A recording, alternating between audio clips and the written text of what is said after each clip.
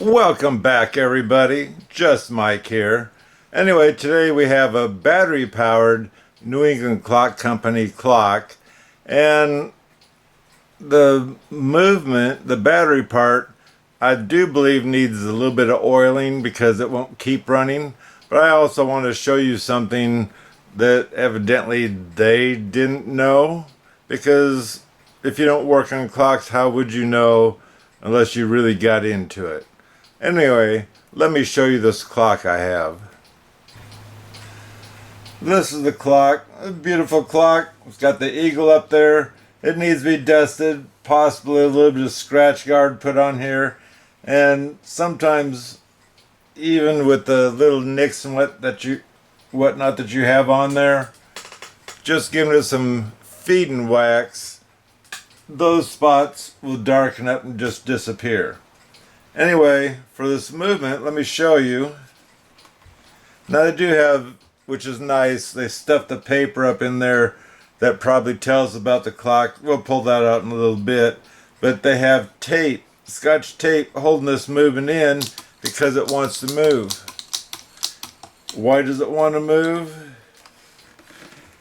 Underneath these hands here, there's that nut, and I'll show you in a second, that you tighten up to tighten the battery powered movement up.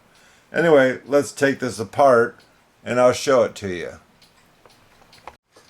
So obviously the first thing we want to do is take the hands off. However you can get them off.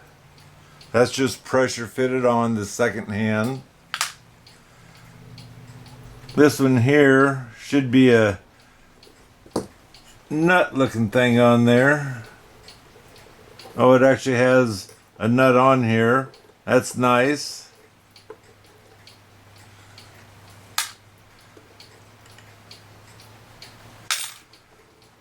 And this is usually pressure fitted on too. You just pull up. Really stuck on there.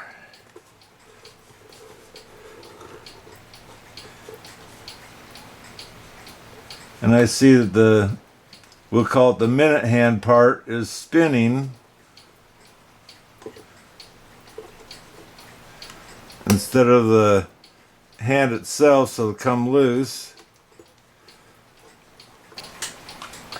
So I'm going to take these, I do believe they call them dikes, and I'm going to slide the shaft through here, and because this goes in and back out again, there's a good chance this should pop that off, and I might need a bigger set because for some reason this one's really stuck.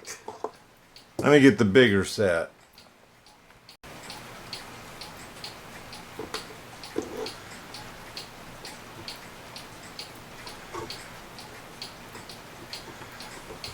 This thing's really on there. I think I'm going to put a drop of oil around on this shaft to see if I can get that to come off. Who knows how long it's been since that hand's been off. Maybe straight from the factory.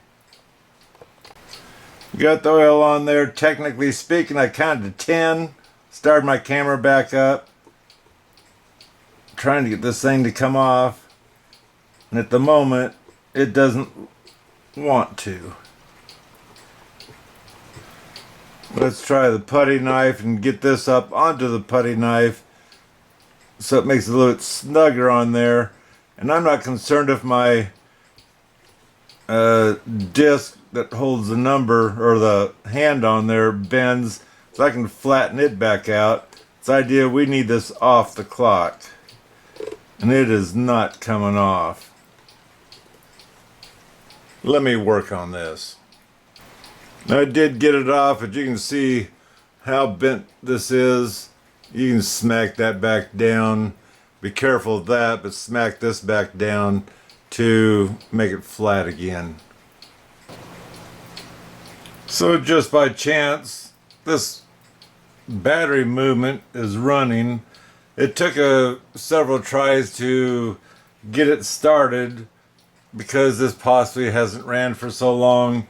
It just needed to get that oil moving again. Anyway, this here's the nut I was talking about.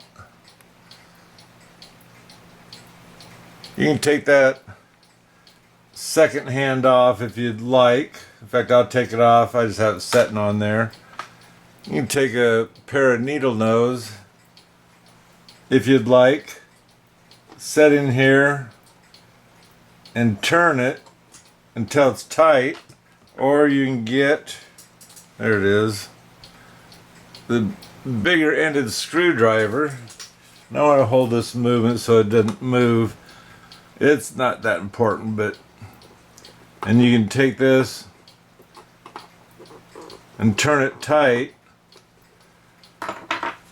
and now in the back it doesn't move. Yes, this is supposed to have a C battery in it.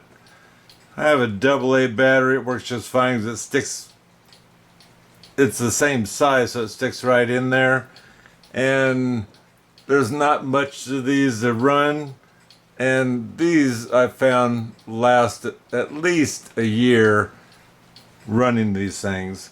Anyway, now I can take all this tape off because I don't have to worry about this movement moving. And originally I was going to take this apart, take this plastic cover off, and take this apart and oil it, in which that's what I like about these with the clear cover. And you can see the parts in here. Those are the better ones compared to the solid state ones you buy nowadays, where you pretty much just throw that away when it quits working, where this one, it's still a good movement.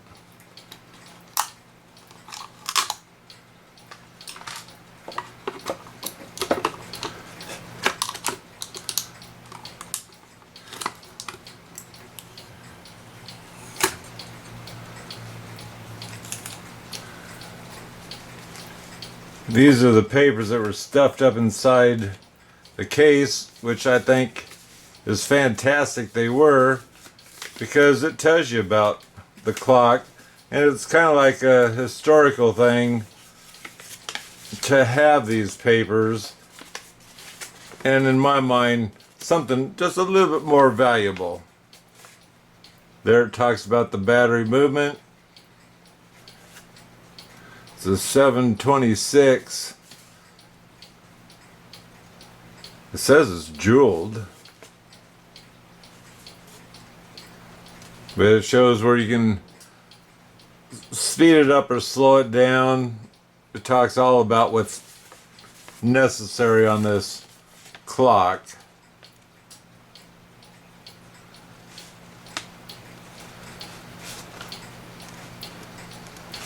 And even if you don't care what these papers say, it's like I say, it's kind of cool to just have them.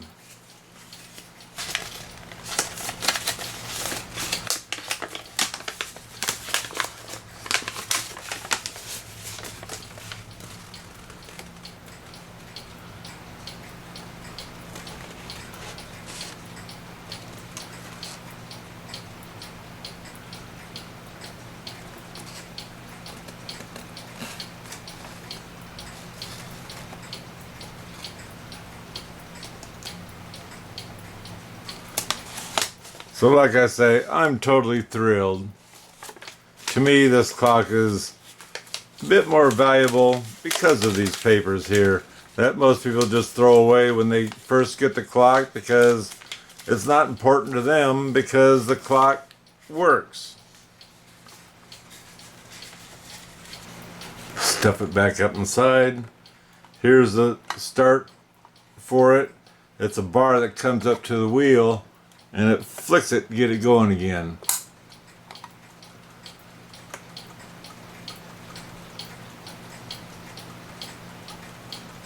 So I'm going to let this run a while setting up, because it does stop when you put it on its face.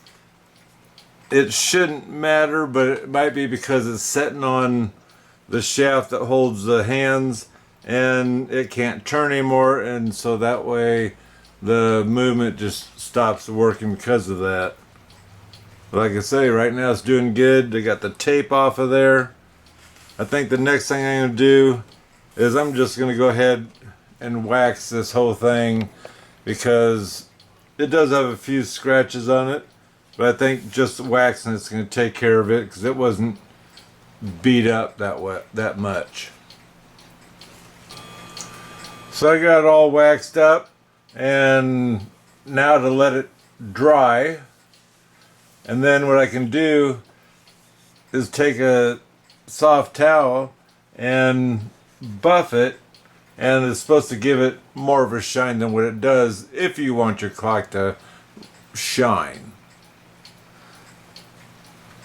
On this one, it doesn't matter, shining's cool, but then let's say a little bit dull or semi-gloss, we'll say, on it, I appreciate that too, because the main thing you're looking at here is your dial. Anyway, we went ahead and tightened up that nut to tighten the movement up, and if you were to take that movement out so you could work on it, so you could re-oil it or whatever, you'd take that nut off on the front, this will pull out, and then this plastic cover comes off, and you might have to take that knob off too. That there's for changing the time, but that way you can get in here and dab just a very little bit of oil on the pivots, and you can get that movement to come out so you can get both sides of the pivots, not just one side. But so far, the whole time I was waxing it and actually even putting the hands in, this thing's been ticking away.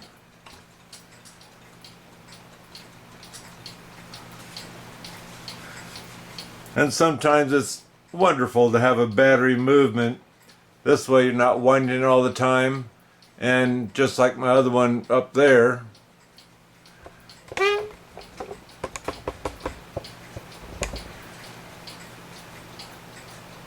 that one, it's the same exact clock, but I can put them up there where I can't reach them, and the time's there, and I don't have to worry about winding them.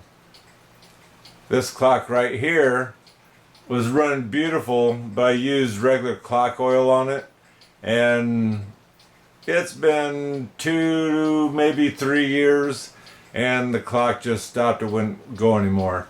So I have to put my car oil, synthetic 0-20 weight oil on that movement.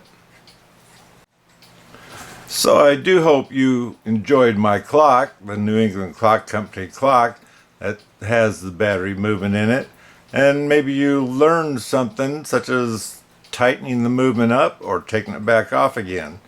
Anyway, I appreciate you guys stopping by and watching. Give me a thumbs up, I'd appreciate that too, and don't forget to subscribe. Why? Because it's free, and free is a good thing. Anyway, until next time, God bless.